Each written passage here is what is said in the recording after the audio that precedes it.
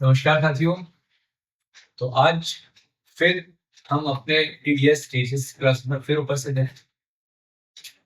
पिछली 2 क्लासेस में हमने आपसे पहले बात की टीडीएस क्या होता है, क्यों लगाया जाता है, कौन लगाता है। कल हमने बात की टीडीएस की पूरी प्रोसेस, जहां पर टीडीएस के लिए 10 नंबर लेने से लेके और टीडीएस के लिए 15G 15H फॉर्म सबमिट करने तक के बारे में कल हमने डिटेल में बात की।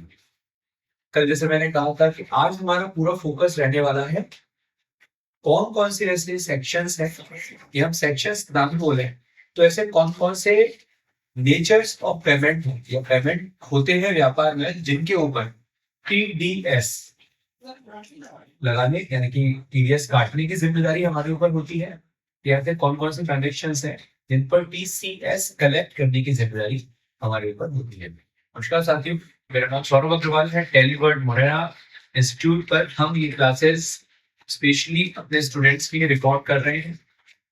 जो स्टूडेंट यहाँ ऑफलाइन बैठे हुए हैं वो लगातार चीजों को बेहतर तरीके से समझ पा रहे हैं, और जो लोग नहीं आ पा रहे हैं क्लासेस में, वो लोग इन रिकॉर्डेड वीडियोस को देख करके और अपनी नॉलेज को बढ़ा सकते हैं। कोई भी प्रश्न, कोई भी डाउट यदि आपको है तो कमेंट में पूछ सकते हैं, या जो टेलीवर्ड के नंबर्स आपको हमारे सोशल मीडिया नंबर्स प्लेटफॉर्म्स पे दिए हुए हैं उनके माध्यम से भी आप किसी से संपर्क कर सकते हैं। तो आइए शुरू करते हैं इस वीडियो को। साथियों, बात हुई टीडीएस की। टीडीएस क्यों लगाया गया? क्योंकि व्यापार में यदि हम कुछ भुगतान कर रहे हैं तो उन भुगतान को करते समय सरकार के नियमों के अनुसार, मैं सरकार मतलब आयकर विभाग, हम लोगों को जिस व्यक्ति को पेमेंट दे रहे हैं वो उसके लिए वो उसकी इनकम बन गई, और सरकार चाहती है कि जिस व्यक्ति ने पैसा कमाया वो अपनी इनकम पर टैक्स भरे और कम से कम अपनी इनकम को डिक्लेयर करे कि हाँ उसने इतना पैसा कमाया। तो उस स्थिति को लाने के लिए कि जहां कोई भी व्यक्ति जो भी पैसा कमाएगा वो सरकार को दर्शाए, शो करे और उस पर प्रॉपर टैक्स भरे, इसके लिए टीडीएस नाम की एक व्यवस्था को लाया गया। और इस व्यवस्था के तहत ये जिम्मेदारी डाली गई भुगतान करने वाले पर कि वो भुगतान करते समय चेक करे कि कौन कौन से ऐसे पेमेंट्स है जहां उसे टीडीएस डिडक्ट करके देन सामने वाले को पेमेंट करना है। तो आज इस क्लास में हम आपसे ऐसे कुछ सबसे ज्यादा कॉमनली यूज में आने वाले पेमेंट्स के बारे में बात करने वाले हैं। साथियों, हमारा देश 150 करोड़ जनसंख्या का देश है, जहां विविध प्रकार के व्यापार होते हैं, विविध प्रकार के ट्रांजेक्शन होते हैं। तो कई बार हम लोगों को बहुत सारी चीजें नहीं पता होती हैं। जब पहली बार सुनते हैं तो निश्चित सी बात है उसके बारे में हमें अपने दिमाग पे ज्यादा स्ट्रेस देना पड़ता है। तो मैं हो सकता है कुछ ऐसी बातें आपसे कहूँ जो हो सकता है आप पहली बार सुने, तो यदि कहीं ऐसा लगे समझ में नहीं आ रहा है तो आप पूछ भी सकते हैं कि हम आगे आने वाली क्लास से हमको और डिटेल तरीके से कवर कर सकते हैं। तो बात आती है आयकर के अंतर्गत टीडीएस की। इसको करने के लिए हम सीधे बात करते हैं आप लोगों से सबसे पहले ऐसे पेमेंट्स की जिन पर टीडीएस काटने की हमारी जवाबदारी होती है, और साथ में हम बात करेंगे आयकर कानून के तहत उन्हें हम किन सेक्शंस, किन धाराओं के अंतर्गत बुलाते हैं, जिससे कि आप लोगों को किसी प्रोफेशनल्स के साथ में कभी व्यवहार करना पड़े, डील करना पड़े, और यदि वो कहते हो कि इस सेक्शन में टीडीएस काटना है तो आपको पता तो है कि मुझे ब्याज पर टीडीएस काटना है, लेकिन यदि उन्होंने कहा कि 194A में टीडीएस काटना है या 194A में टीडीएस कटा है, तो आप समझ पाओगे कि ये किस सेक्शन की बात कर रहे हैं और इसके अंतर्गत किस प्रकार से किस चीज पर टीडीएस काटा जाता है। तो हम यहाँ आप लोगों से बात कर रहे हैं सबसे पहले सेक्शंस के साथ शुरू कर सकते हैं हम तो आज हम आज का फोकस करेंगे पूरी तरह केवल टीडीएस के बारे में। तो टीडीएस का सबसे पहला जो सेक्शन होता है वो होता है 192, और ये सेक्शन होता है सैलरी के लिए। सेक्शन 192 के तहत यदि, यानी कि धारा 192 के तहत यदि आपको वेतन का भुगतान हो रहा है और आपका वेतन कर योग्य सीमा में आ रहा है, तो जो भी एम्प्लॉयर है, नियोक्ता है, या वो फैक्ट्री वाला, बिजनेस वाला, आप जिस किसी नाम से बुलाएं, उस व्यक्ति के ऊपर जवाबदारी होती है कि वो अपने कर्मचारी को पैसा देते समय उसके आयकर की गणना करे, और यदि वो उसकी सैलरी आयकर की परिभाषा में आयकर के अंतर्गत आ रही है तो उसकी आय में से वो उचित मात्रा का टैक्स काट करके और सरकार को जमा करे। सैलरी हेड का जो टीडीएस होता है उसको कैलकुलेट करने का जो मैकेनिज्म है वो थोड़ा डिटेल्ड है। क्यों? क्योंकि किसी भी कर्मचारी को जो सैलरी मिलती है, जैसे कल भी मैंने बताया था आप लोगों को कि टीडीएस में 2 सेक्शन होते हैं, एक सैलरी 24, नॉन सैलरी 26। तो सैलरी वाला जो सेक्शन है, सैलरी वाला जो सेक्शन है, इसके अंतर्गत यदि किसी कर्मचारी की सैलरी पर से टीडीएस कटना है तो ये बात निश्चित है कि उसको पूरे साल की सैलरी की गणना करनी पड़ेगी, पहली बात। दूसरी बात, सैलरी किसको मिलती है? इंडिविजुअल्स को, आप और हम जैसे व्यक्तियों को, मशीनों को तो नहीं मिलती, ठीक है। और जब हमने इनकम टैक्स पढ़ा था, जो हमारी पुरानी वीडियोस में हमने बताया हुआ है कि इनकम टैक्स के अंतर्गत इंडिविजुअल्स को जब कोई भी संस्था से वेतन प्राप्त होता है तो उस पर टैक्स गणना करने के लिए इनकम टैक्स ने क्या व्यवस्था दी हुई है? स्लैब्स की दरें उन्होंने निर्धारित की हुई है। एक व्यक्ति के ऊपर या एक एचयूएफ के ऊपर टैक्स की गणना करने के लिए आयकर ने अपने स्लैब्स बनाए हुए हैं, और उसमें भी अभी क्या हो गया है, नया स्लैब और पुराना स्लैब। मैं शब्द आपको पुरानी वीडियो में बता चुका हूँ, यदि आप जानना चाहते हैं तो पुरानी वीडियोस को एक बार आप देख सकते हैं।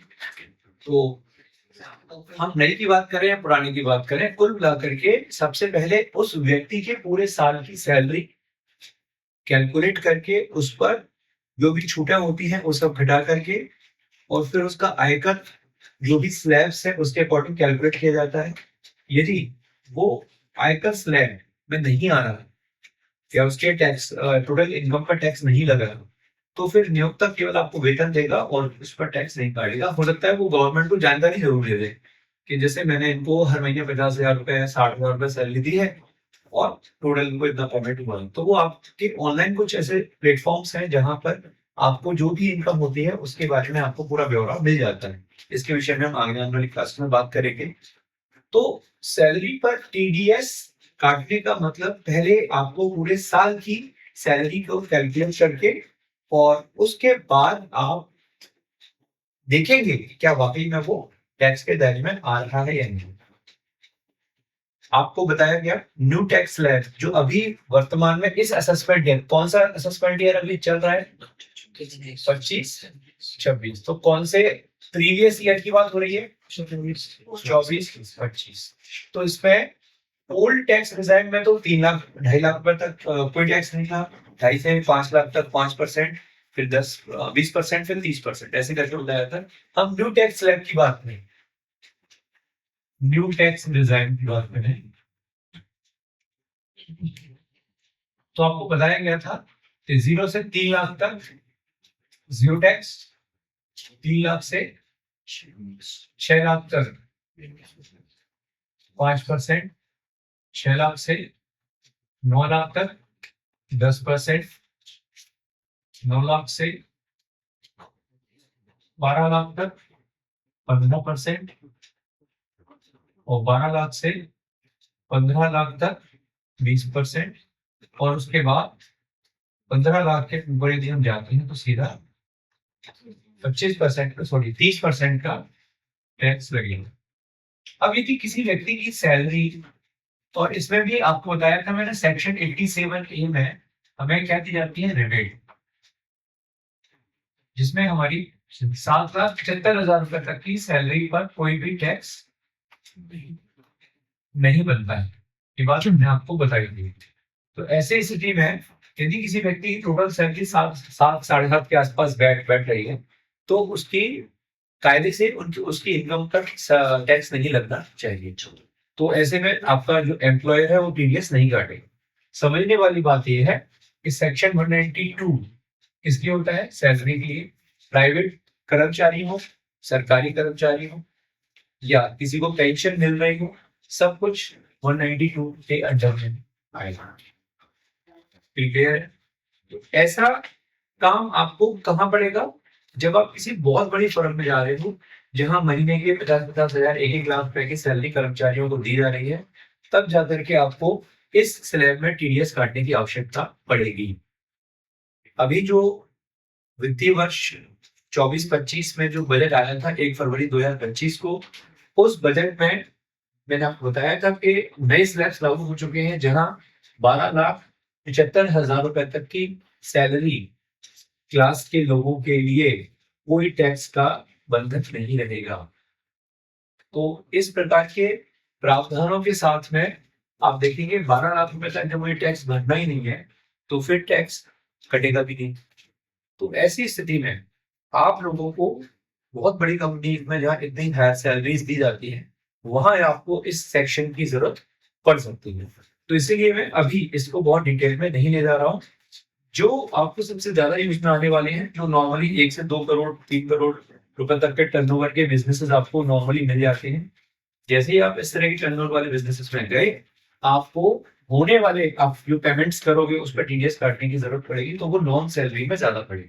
तो इसलिए हमारा पूरा फोकस अब किस पे रहने वाला है? Non salary TDS deduction. तो ये तो था सेक्शन 192, ये सैलरी के लिए था। अब हम आपसे बात कर रहे हैं नॉन सैलरी टीडीएस की। ये है 193, ये एक सेक्शन होता है इंटरेस्ट ऑन सिक्योरिटी। मैंने कहा था कुछ शब्द ऐसे होंगे जिनको प्रैक्टिकली समझना और समझाना थोड़ा सा टफ क्यों है, क्योंकि हमने वो चीजें कभी ना तो की ना देखी।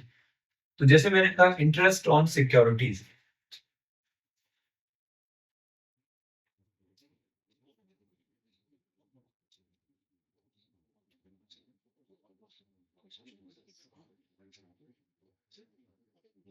अभी गवर्नमेंट से रिलेटेड कुछ ऐसे सिक्योरिटीज होती हैं। सिक्योरिटीज शब्द का अर्थ होता है कि जहां हम अपना पैसा कुछ ऐसी जगह निवेश करें जहां गारंटी हो, तो गवर्नमेंट इसके लिए बहुत तरह की सिक्योरिटीज समय समय पर इशू करती है।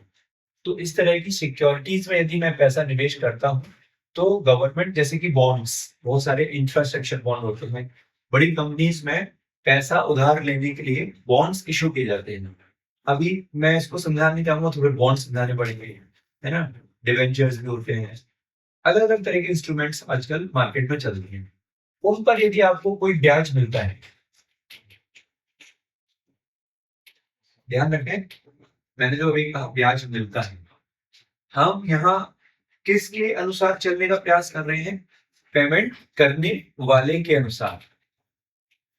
तो किसी भी प्रकार के टीडीएस में एक व्यक्ति हो सकता है जिसको ब्याज मिल रहा हो, और एक व्यक्ति हो सकता है जो ब्याज का भुगतान कर रहा हो। तो निश्चित सी बात है, इंटरेस्ट ऑन सिक्योरिटीज का भुगतान कोई बहुत बड़ी कंपनियां ही करेंगी जिन्होंने वाकई में बॉन्ड्स इशू करके और पैसा लिया हो और उस पर वो ब्याज का भुगतान कर रहे हैं। तो इंटरेस्ट ऑन सिक्योरिटीज आपको छोटी छोटी कंपनीज में देखने में नहीं मिलेगा।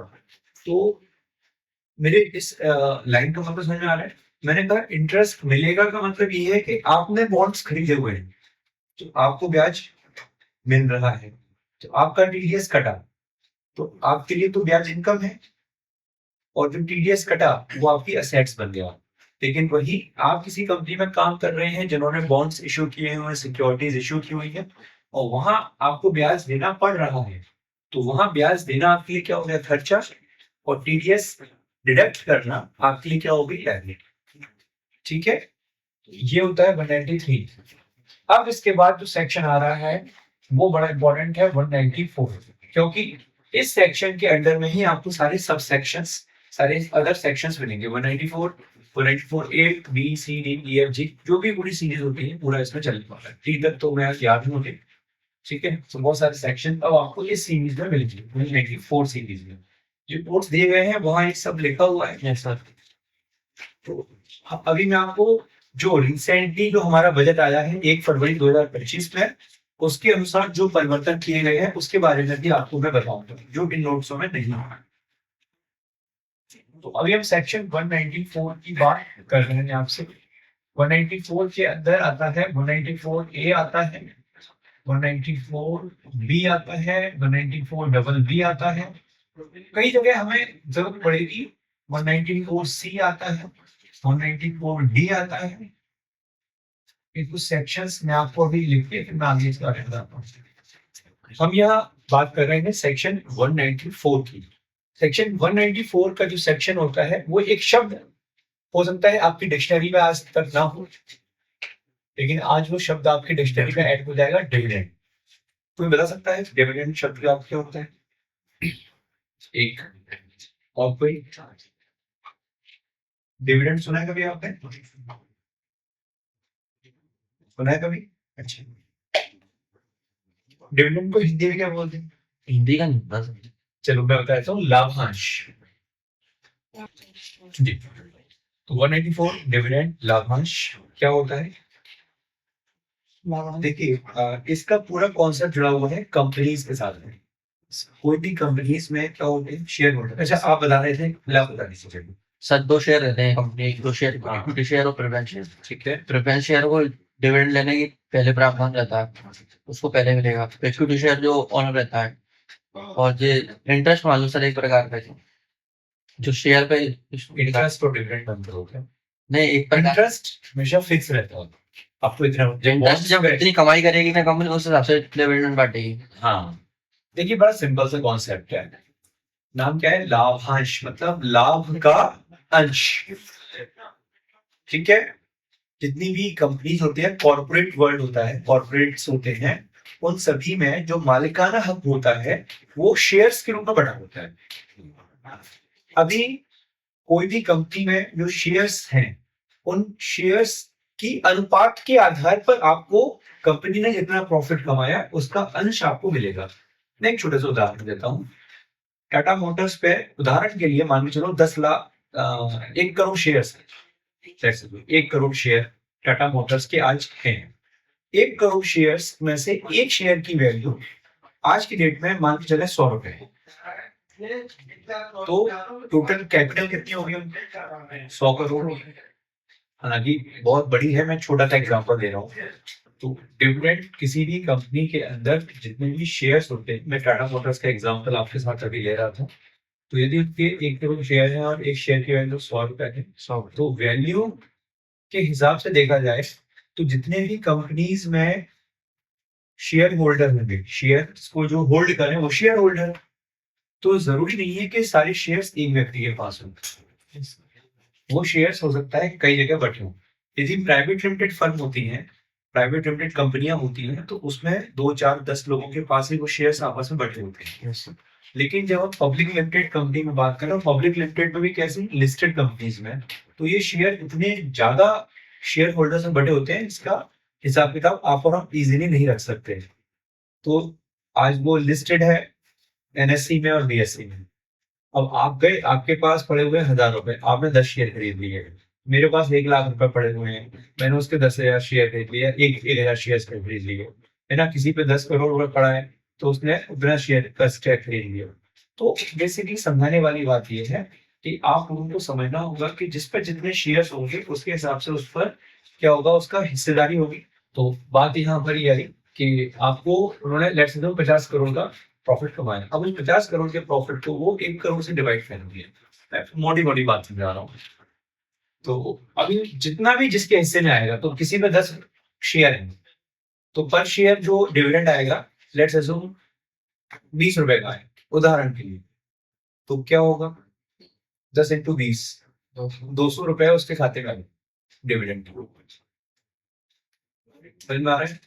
यदि किसी पे 1000 शेयर है, किसी पे 10,000 शेयर है, तो वो उसी मल्टीप्लाई करके उतना डिविडेंड उसको मिलेगा। क्लियर हो रहा है ये बात? ठीक है। अब बात ये आती है कि इसमें डिविडेंड को हम कैसे वो करेंगे। तो जैसे ही कंपनी क्या करती है, डिविडेंड का पेमेंट करती है, भुगतान करती है, तो ये आपकी है, हमारी क्या हो गई, इनकम। यदि मैं कंपनी में काम कर रहा हूँ और मैं ये काम देखता हूँ, तो मेरे लिए यानी कंपनी के लिए क्या हो गया, खर्चा। डिविडेंड बेसिकली उसमें लाभ का अंश बांट दिया, खर्चा तो नहीं बोलेंगे बट हाँ प्रॉफिट शेयर कर लिया उन्होंने, प्रॉफिट शेयर किया। तो ये गवर्नमेंट ने उनको बोला हुआ है जिन जिन लोगों को आपने डिविडेंड बांटा है, यदि वो डिविडेंड की लिमिट, अभी तक क्या लिमिट थी, 5,000, और अब क्या कर दिया 1 अप्रैल 2025 से 10,000। मतलब एक 5,000 रुपए तक अभी 31 मार्च 2025 तक जिन लोगों को डिविडेंड मिला, यदि वो 5,000 रुपए तक का डिविडेंड था तो वो टीडीएस नहीं काटते थे। ठीक है, अब ये लिमिट बढ़ा दी है, 10,000 कर दी है। तो 1 अप्रैल 2025 के बाद यदि मुझे कोई डिविडेंड मिल रहा है और यदि वो एक कंपनी से 10,000 रुपए तक या उससे कम है तो टीडीएस वो मेरा नहीं काटेंगे, इससे ज्यादा है तो टीडीएस काटेंगे। ठीक है, तो ये है। तो कितना कितना टीडीएस काटेगा? ये होता है 10%। 10%।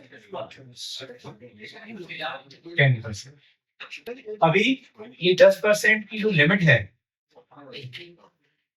यदि मैंने, वैसे नॉर्मली ऐसा होता नहीं है, आप कोई भी डीमेट अकाउंट खुलवाओगे, म्यूचुअल फंड्स खरीदोगे, कुछ भी करोगे, आपका क्या होगा, पैन कार्ड लगेगा ही लगेगा। तो वो बात यहाँ बहुत रेयर स्थिति बनती है। जो पहले हुआ करते थे वहां फिर पैन कार्ड नहीं लगा करेगा। यदि पैन कार्ड नहीं होता है तो डिपार्टमेंट ने बोला है कि 20% से टीडीएस काटा जाएगा। ये 20% का क्लॉज सभी जगह लागू होता है। तो जो हायर रेट होगा, कहीं 30% स्लैब में टीडीएस का कट रहा है और पैन कार्ड ना लगाने पर 20%, तो हायर कितना होगा? 30%। तो 20% से काट देंगे। मैं आगे आपको इसका बताऊं। लेकिन आपने सेक्शन 194 को समझा? धारा 194 के तहत यदि मुझे टीडीएस काटना है तो क्या देखना पड़ेगा? पूरे साल का डिविडेंड यदि 5,000 से ज्यादा है तो मैं टीडीएस काटूंगा। लेकिन 1 अप्रैल 2025 से ये लिमिट बढ़ा के कर दी गई है 10,000। तो अभी मैं 10,000 की लिमिट चेक किया करूंगा आगे से। जो हो गया सो हो गया। बट इसके लिए आपको इस तरह की कंपनीज में जाना पड़ेगा जो पब्लिक लिमिटेड हो, बड़ी कंपनीज हो, वहां लेवल तक पहुंचने में आपको भी टाइम लगेगा। इसीलिए क्या करना है हम लोगों को, केवल ये जानकारी के लिए रखना है। तो आपने कभी कोई शेयर्स खरीदे, आपने म्यूचुअल फंड्स लिए, तो वहां यदि आपका टीडीएस कट के आ रहा है, म्यूचुअल फंड के लिए डिविडेंड का अलग सेक्शन है, बाकी शेयर्स में यदि आपका टीडीएस कट रहा है डिविडेंड पर, तो वो इस सेक्शन में काटा जाएगा। ठीक है, आगे बढ़े। ठीक है, अभी बात आती है दूसरी सेक्शन की। ये है सेक्शन 194A। इंटरेस्ट आपको मिल रहा है डिपॉजिट्स पर, इंटरेस्ट ऑन डिपॉजिट्स।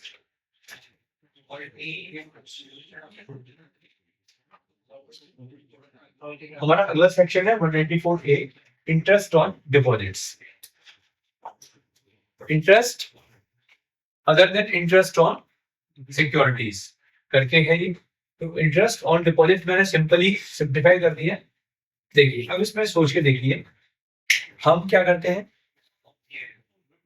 याद है दो रोल, एक डिडक्टर का रोल, एक डिडक्टी का रोल। हम यहाँ दोनों के हिसाब से चल रहे हैं। पहला प्राथमिकता हमारा क्या है? डिडक्टर, फिर दूसरा डिडक्टिव। तो डिडक्टर के रूप में आप देखेंगे तो जो इन्होंने बताया है वो ये है, यदि हमको बैंक, यदि डिडक्टर कौन है? कोई बैंक है, पोस्ट ऑफिस है, या कोई भी अदर फाइनेंशियल इंस्टीट्यूशन है, वो यदि ब्याज दे रहा है, यदि वो ब्याज दे रहा है तो वो कौन हो गया? डिडक्टर। अब यहाँ वो दो कैटेगरी उन्होंने बांटी। Number 1, senior citizen. Senior citizen की स्पेलिंग होगा, सीनियर सिटीजन का मतलब याद है, भूल गए? सीनियर सिटीजन का मतलब क्या बताया था कल मैंने?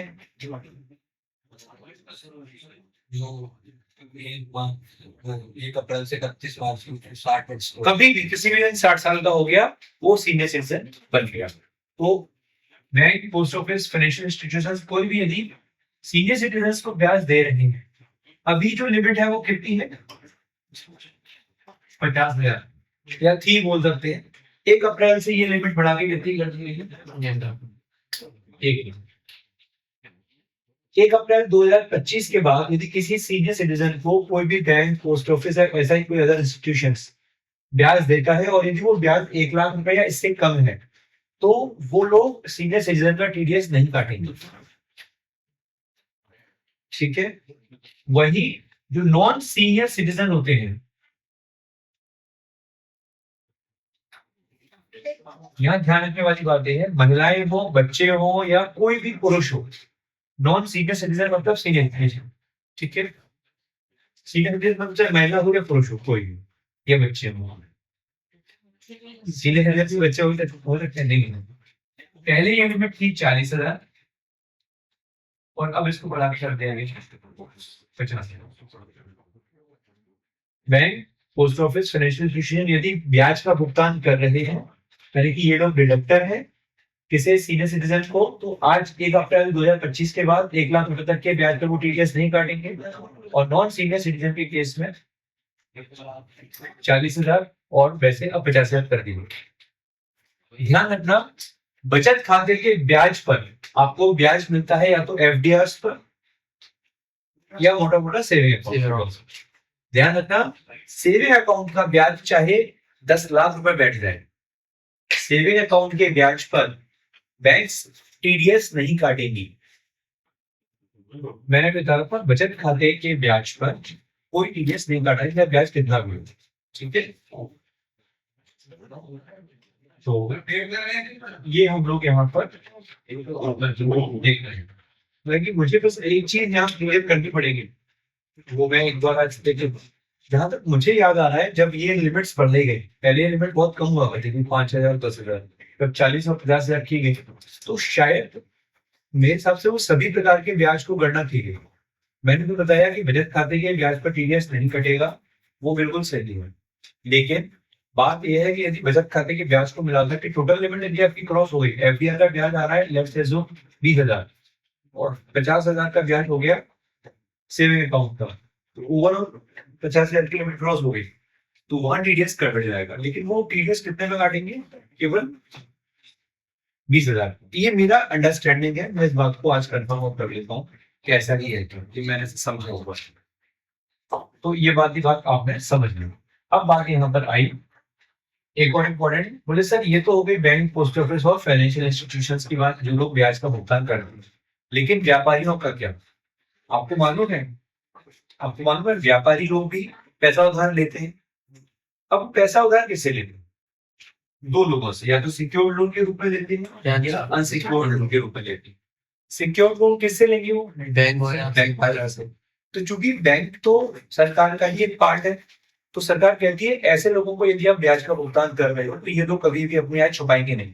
इसलिए आप बैंकों को जब ब्याज का भुगतान करें तो उस पर कोई टीडीएस ना काटें। ये कौन कह रहा है? सरकार। किनसे? व्यापारियों से। लेकिन वही व्यापारी ने यदि अनसिक्योर्ड लोन के रूप में पैसा लिया हुआ है, किनसे? मार्केट के लोगों से। मार्केट के लोग कोई हो सकते हैं, रिश्तेदार, परिवार, रिश्तेदार, दोस्त या अननोन पर्सन भी है जिनसे आपने पैसा उधार लिया हुआ है और उनको आप हर साल ब्याज का भुगतान करते हो। ऐसे में ये जो ब्याज का भुगतान है, ये ब्याज का भुगतान आयकर की लिमिट्स में आ जाता है और उसके लिए लिमिट पहले 5,000 थी और अब इसको कर दिया गया है 10,000। तो यदि आपने अनसिक्योर्ड लोन लेके रखे हुए हैं और उसके ऊपर आप ब्याज का भुगतान कर रहे हैं, तो पहले 5,000 की लिमिट थी, अब 1 अप्रैल 2025 से ये लिमिट बढ़ा के 10,000 रुपए कर दी गई है। तो यदि आप 10,000 रुपए तक का ब्याज का भुगतान किसी एक व्यक्ति को पूरे वर्ष भर में ब्याज के लिए करते हैं तो आपको टीडीएस काटना होगा। अब प्रश्न उठेगा सर कितना? तो इसके लिए वही बात 10%, और यदि पैन कार्ड नहीं है तो 3%। पैन कार्ड नहीं है तो ऐसी स्थिति में वो हो सकता है, मैंने जिससे वो लोन लिया वो पैन कार्ड दे ही नहीं रहा है या उस पर है ही नहीं।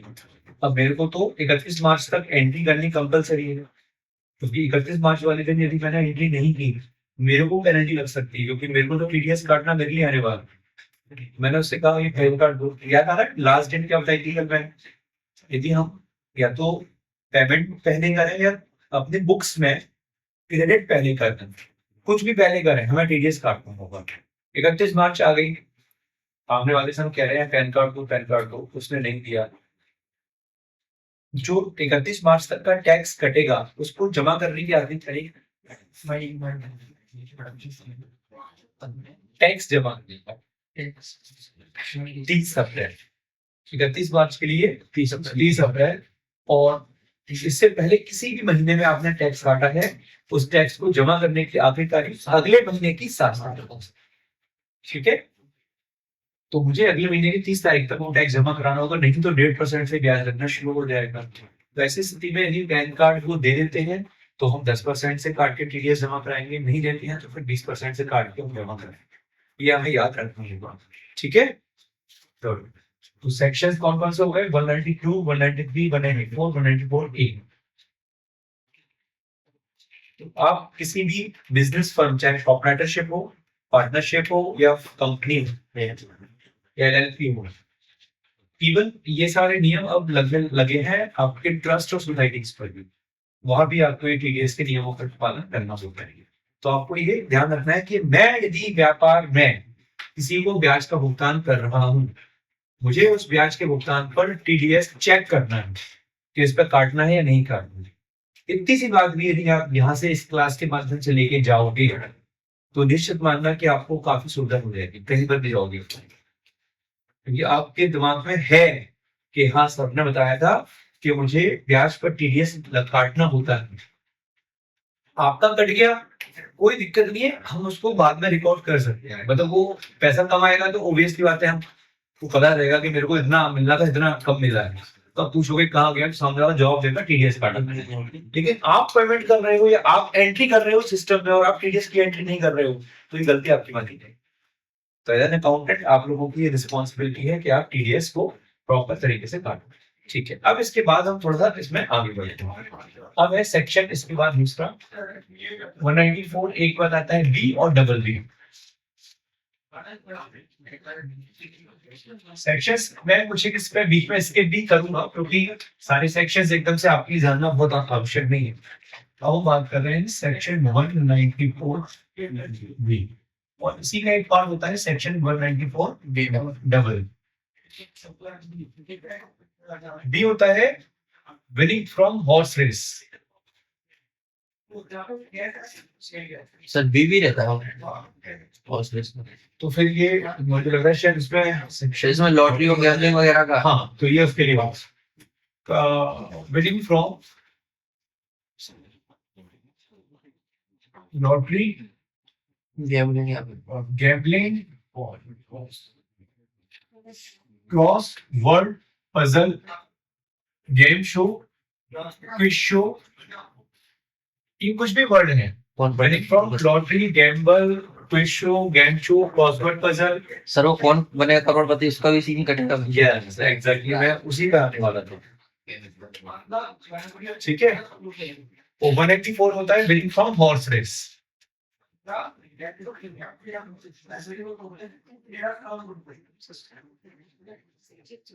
ये दो सेक्शन आपको याद रखने हैं। ठीक है,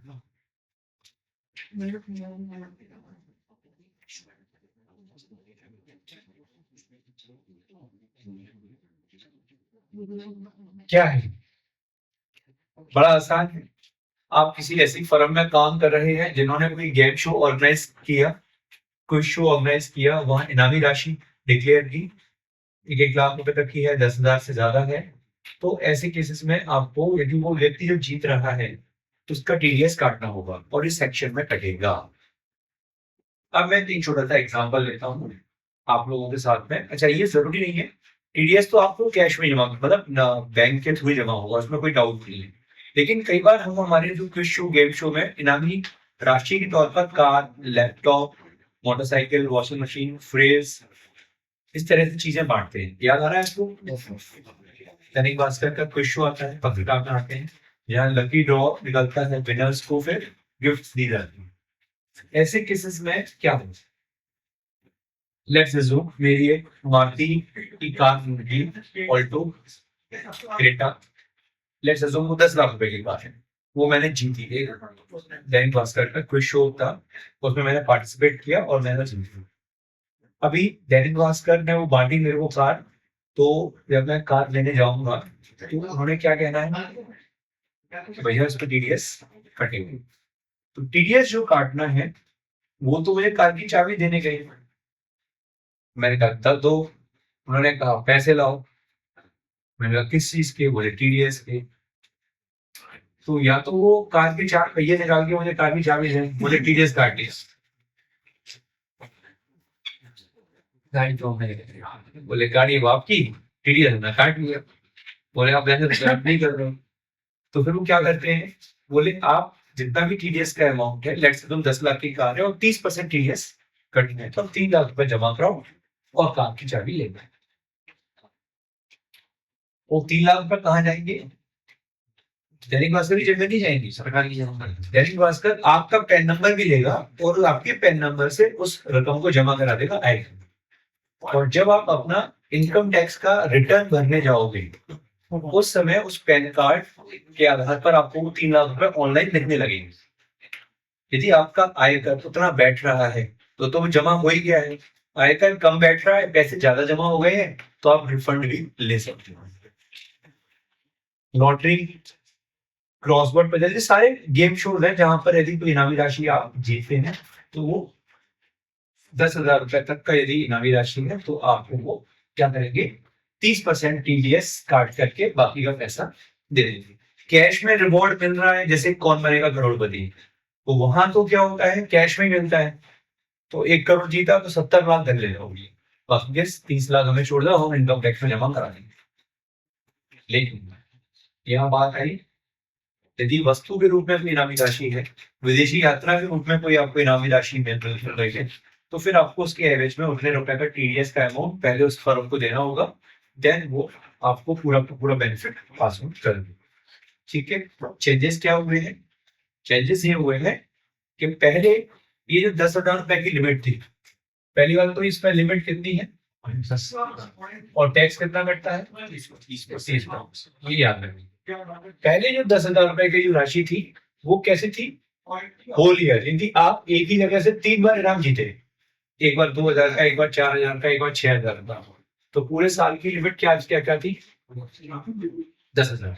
वो 10,000 तो टोटल 10,000 से ऊपर हो गया तो वो पूरी राशि पर टीडीएस काटेंगे।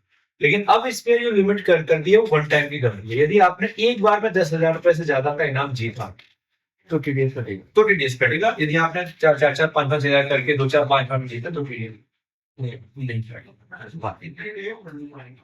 फायदे में सरकार रिलैक्सेशन दे रही है, ऐसा नहीं रिलैक्सेशन। वही सेम केस होता है 194(b) के साथ में, यानी कि बिलिंग फ्रॉम कॉस्ट रीजन, कि जहां आप लोगों को जो इनामी राशि दी जा रही है वो यदि एक बार में 10,000 से ज्यादा होगी तो ही टीडीएस कटेगा। पहले वो लिमिट कैसे हुआ करती थी, पूरे साल की। तो रेस कोर्स यहाँ तो होते नहीं है, रेस कोर्स ग्वालियर में नाम जैसे जरूर है, लेकिन बिल्कुल तो घुड़दौड़ होती है, बॉम्बे वगैरह में तो होती है। तो वहाँ बार बार बैटिंग कर रहे हो, पैसा लगा रहे हो, कभी 2,000 जीते, कभी 4,000 जीते, कभी 6,000 जीते, तो पता चला साल भर में 10,000 से ज्यादा हो गए तो वो टीडीएस काट लेते थे। लेकिन अब ऐसा नहीं होगा, एक बार में 10,000 से ज्यादा जीतोगे तो टीडीएस कटेगा। ठीक है, अब नेक्स्ट बढ़ते हैं 194C। ये थोड़ा आसान लग रहा है, 194A, 194B, 194C, तो आपको लग रहा है इजी है। यदि मैं उल्टे सीधे सेक्शन रहा तो आप कहते हैं कौन याद रखेगा। 194C को याद रखना बड़ा आसान है। जैसे ही मैंने सी बोला, एक शब्द आपके दिमाग में तुरंत आना चाहिए, कॉन्ट्रैक्टर। कॉन्ट्रैक्टर, यदि आप व्यापार में किसी व्यक्ति शब्द याद आ रहा है, आयकर में व्यक्ति कितने प्रकार के होते हैं याद आ रहा है, बताया था मैंने। आयकर में व्यक्ति 8 प्रकार के होते हैं। मैं यह बता रहा हूँ, यदि कोई भी व्यापार, वो चाहे फिर किसी भी फॉर्म में, प्रोप्राइटरशिप, पार्टनरशिप, कंपनी, किसी व्यक्ति को भुगतान करता है, क्यों? क्योंकि उस व्यक्ति और इस फर्म के बीच में एक कॉन्ट्रैक्ट है, अनुबंध है। उस अनुबंध के तहत यदि भुगतान किया जा रहा है तो टीडीएस काटने का जो दायित्व है वो कंपनी पर आएगा कॉन्ट्रैक्ट के तहत। तो सबसे पहले आपकी जनरल नॉलेज को थोड़ा अपडेट करने के लिए हम कॉन्ट्रैक्ट की बात करें। कॉन्ट्रैक्ट का मतलब अनुबंध है। अनुबंध का मतलब ये हो रहा है कि दोनों पार्टियां किसी एक काम विशेष को लेकर के एग्री है और उसकी पेमेंट टर्म कंडीशन फिक्स है। जो एग्रीमेंट हुआ है वो एक निश्चित समय तक का है, उसके बाद उसे या तो रिन्यू करेंगे या आगे बढ़ेंगे, लेकिन वो शर्तें पहले से पूरी तय हैं। सर कोई एग्जाम्पल देखिए, बड़ी जो कंपनियां होती हैं वो लोग क्या करती हैं, सिक्योरिटीज के लिए सिक्योरिटी गार्ड्स को अपॉइंट करती हैं। इसमें 2 तरीके हो सकते हैं, या तो सिक्योरिटी गार्ड को हायर करें अपनी ही कंपनी के सैलरी पर उसको वर्दी दें, उसका पूरा देख रेख रखें और वो सिक्योरिटी गार्ड काम करते हैं। आज का ट्रेंड है, बहुत सारे लोगों ने सिक्योरिटी गार्ड की एजेंसीज खोल रखी। तो वो क्या करते हैं, कंपनीज में सप्लाई देते हैं किसकी, सिक्योरिटी गार्ड से। तो वो कॉन्ट्रैक्ट होता है उनके बीच में कि भैया आप हमें 10 गार्ड प्रोवाइड करोगे, 2 गनर प्रोवाइड करोगे। तो ऐसे में कंपनी और सिक्योरिटी एजेंसी के पीछे कॉन्ट्रैक्ट हो गया कि हम आपको मैन पावर सप्लाई देंगे, इसके बदले आप हमें इतना पेमेंट दो। ऐसी स्थिति में जिस कंपनी ने मैन पावर ली है, गनर लिए हैं, सिक्योरिटी गार्ड लिए हैं, वो पेमेंट करते समय क्या काटेंगे, टीडीएस।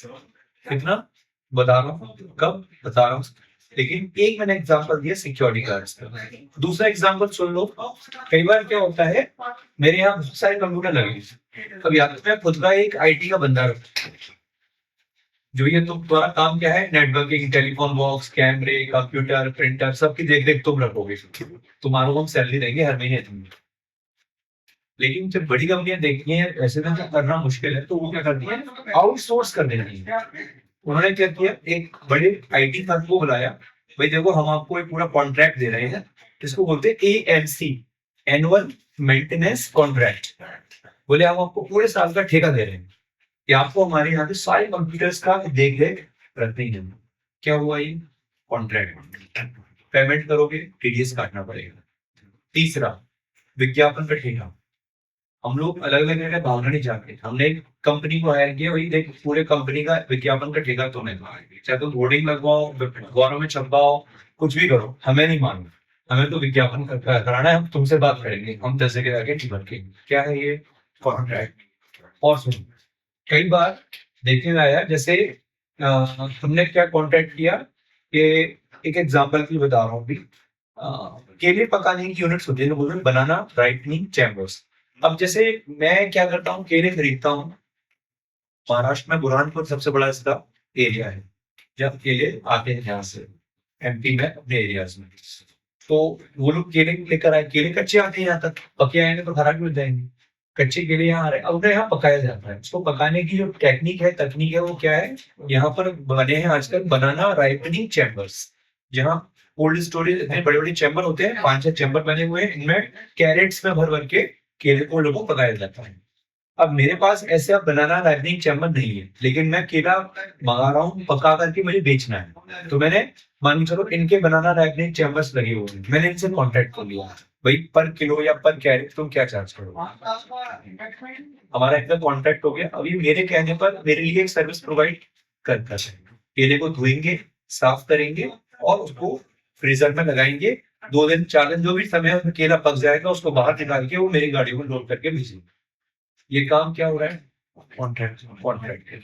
मैं ऐसे आपको कई एग्जांपल दे सकता हूँ, बिल्डिंग बनाने का कॉन्ट्रैक्ट, सड़क बिछाने का कॉन्ट्रैक्ट, बिजली के खंभे लगवाए जाते हैं, कंपनियां क्या करती हैं, कॉन्ट्रैक्ट के माध्यम से कर रही हैं। तो एक नहीं, ऐसे कई कई एग्जांपल हो सकते हैं जहां आप किस परिभाषा में फॉल कर रहे हो, कॉन्ट्रैक्ट की परिभाषा में। यदि आप कॉन्ट्रैक्टर हो तो आपने किसी से अनुबंध किया है, तो वो कंपनी या वो व्यक्ति या वो डिपार्टमेंट, चाहे गवर्नमेंट हो या प्राइवेट हो, आपको पेमेंट करते समय आपके पेमेंट में से क्या काटेगा, टीडीएस। आप कहीं पर जॉब कर रहे हो तो आपको याद रखना है कि मैं जिसको भुगतान कर रहा हूँ कि ये कॉन्ट्रैक्ट तो नहीं है, कॉन्ट्रैक्ट है तो क्या इस पर टीडीएस लागू होगा या नहीं, ये बता दो। अब यहाँ बात आती है, मैंने व्यक्ति शब्द पे फोकस किया था, तो हिंदी हम इंडिविजुअल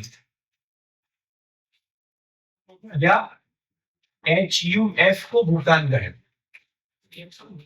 और अदर इसके अलावा किसी को भुगतान करें, तो इंडिविजुअल या HUF को भुगतान करेंगे तो हमें कितना परसेंट टीडीएस काट देंगे, 1%। और अदर्स मतलब कंपनी है, LLPs है, पार्टनरशिप, बॉडी कॉर्पोरेट्स, तो इनको कितना करेंगे, 2%। तो इंडिविजुअल HUF को यदि आपको भुगतान करना है कॉन्ट्रैक्ट के तहत, तो आपको 1% का टीडीएस काटना है, अदरवाइज 2% का। अभी क्योंकि अभी रिसेंटली जब जुलाई में बजट आया था, जब लास्ट ईयर चुनाव हुए थे लोकसभा के, उस साल एक बजट आता है फरवरी में, लेकिन वो इनकम्प्लीट बजट होता है। कंप्लीट बजट आता है सरकार बनने के बाद, वो आया था जुलाई में, उस समय भी काफी चेंजेस हुए थे, तो इसलिए रेट्स एक बार देखना जरूरी है। अभी देखेंगे आप इसमें अमाउंट की लिमिट क्या है सर? ये तो आपने टेप काटने का बता दिया। अमाउंट की लिमिट क्या है? अच्छा ध्यान रखना वही 1% और 2% के आगे 20%। कब?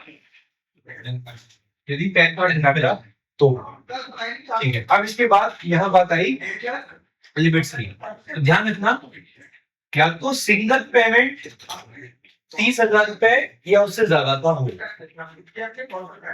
सिंगल पेमेंट, या पूरे साल भर में हम 1 लाख रुपए या उससे ज्यादा का भुगतान करेंगे तो इस सेक्शन के तहत हमें टीडीएस काटने की लायबिलिटी आ जाएगी। समझ में आ रही बात? ठीक है। तो एक वर्ष में पूरे साल में मैंने जैसे किसी स्टेशनरी सप्लायर से कॉन्ट्रैक्ट किया। अब मैंने उससे पहला कॉन्ट्रैक्ट किया, मैंने कहा भाई तेरे को ही पूरा सप्लाई मेरे यहाँ दे दे। बड़े बड़े डिपार्टमेंट, गवर्नमेंट डिपार्टमेंट ये करते हैं, उनको बजट आता है वो लोग कॉन्ट्रैक्ट कर लेते हैं और उस पर सप्लाई देते हैं। उन्होंने 3 लाख का 4 लाख का कॉन्ट्रैक्ट कर लिया, तो जैसे जैसे उसके बिल आते जाते हैं वो देखते जाते हैं, लिमिट क्रॉस हो रही है, लिमिट क्रॉस हुई तो वो टीडीएस काटना शुरू कर देते हैं। ठीक है। सिक्योरिटी वाले ने हमें बिल दिया, पहले महीने 10,000 का, फिर 10,000 का, फिर 10,000 का, फिर 10,000 करते करते बीच में हमने 2-4 सिक्योरिटी गार्ड बढ़ा दिए। तो क्या हुआ, जो सिक्योरिटी गार्ड हमने बढ़ाए तो पता चला कि फिर बीच में एकदम 20,000 को, तो 8वें 9वें महीने आते आते उनका 1 लाख की लिमिट क्रॉस हो गई। तो जिस महीने वो 1 लाख की लिमिट क्रॉस होगी उसी महीने पूरे 1 या 1.25 लाख जो भी अमाउंट बढ़ेगा उसको टीडीएस इकट्ठा काट के जमा कर। ऐसा नहीं कि केवल जिस महीने लिमिट क्रॉस हो रही है उसी महीने के टीडीएस अमाउंट पर टीडीएस काटना है, नहीं, पूरे अमाउंट का टीडीएस काट। एंट्रीज बड़ी आसान है, खर्चे को डेबिट करो, जिस पार्टी को पेमेंट करना है उसको क्रेडिट कर दो, सिंपल। ये मैं अकाउंट्स के हिसाब से बताता हूँ। खर्चा डेबिट होगा और जो पार्टी है उसको क्रेडिट कर दो। टीडीएस काटना है तो इसके लिए दूसरी एंट्री कर सकते हैं, पार्टी को उतने अमाउंट से डेबिट करके और टीडीएस को क्रेडिट कर दो। कंपाउंड एंट्री करनी है तो खर्चे को, जैसे 10,000 का खर्चा है, 10,000 खर्चे को डेबिट करो, 10% टीडीएस काटा, पार्टी को 9,000 से क्रेडिट कर दो और 9,000 से सॉरी 1,000 से टीडीएस को क्रेडिट कर दो। इस तरह से काम हो सकता है। ठीक है। तो ये अकाउंटिंग का पार्ट है, जिसे बात में भी समझ लेंगे। तो मुझे उम्मीद है ये वाला सेक्शन भी आपको अच्छी तरह से समझ में आ गया होगा। 194C 194D होता है इंश्योरेंस कमीशन के लिए। यदि कोई भी इंश्योरेंस एजेंट है और वो किसी एजेंसी में काम कर रहा है, इसमें 2 सेक्शन होते हैं, 194D और 194D। 194D क्या कहता है? 194D है, और एक और होता है अच्छा वो अलग अलग है, सॉरी, वो 194H होता है। 194D केवल इंश्योरेंस के लिए।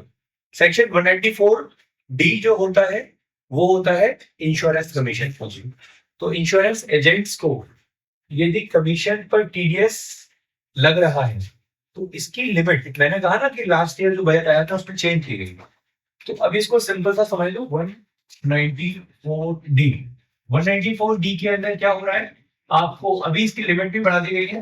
पहले थी 15,000, यदि 15,000 रुपए तक का कमीशन मिल रहा है 31 मार्च 25 तक, तो टीडीएस नहीं काटना होता था इंश्योरेंस कंपनीज को, लेकिन अब इस लिमिट को 1 अप्रैल 2025 से बढ़ा के कर दिया गया है 20,000। पहले ये लिमिट 30 सितंबर 2024 तक ये टीडीएस कटता था 5%, अब इसको घटा के कर दिया गया है 2%। तो इंश्योरेंस कमीशन पर अभी जो टीडीएस कटेगा लिमिट क्या है, 20,000 और कितना, 2%।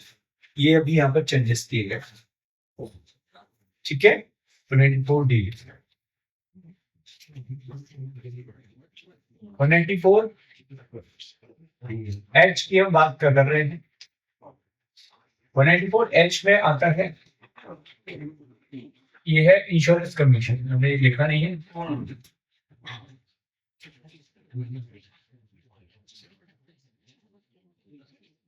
इंश्योरेंस कमीशन 194H ये होता है कमीशन और ब्रोकरेज।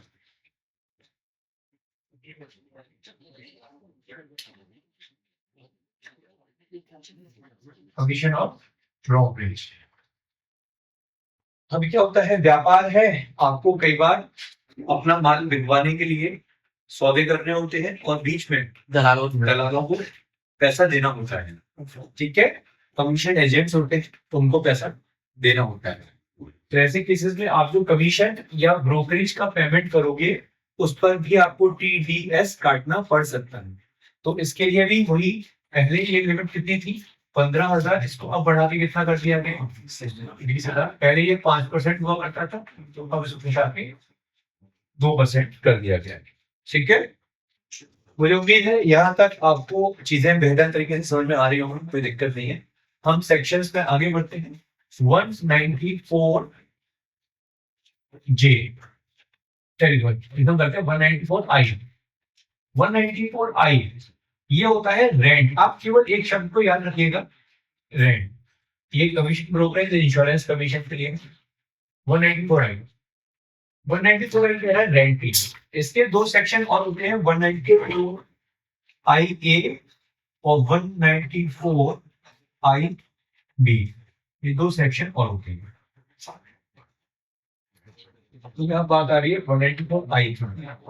चलिए, ऐसा लगे कि आज के लिए इतना काफी है तो हम कल इसको आगे के सेक्शन को कल कवर कर देंगे और कल कोशिश करेंगे टीसीएस को भी कल कवर करने, ठीक है। तो आज ये रखते हैं।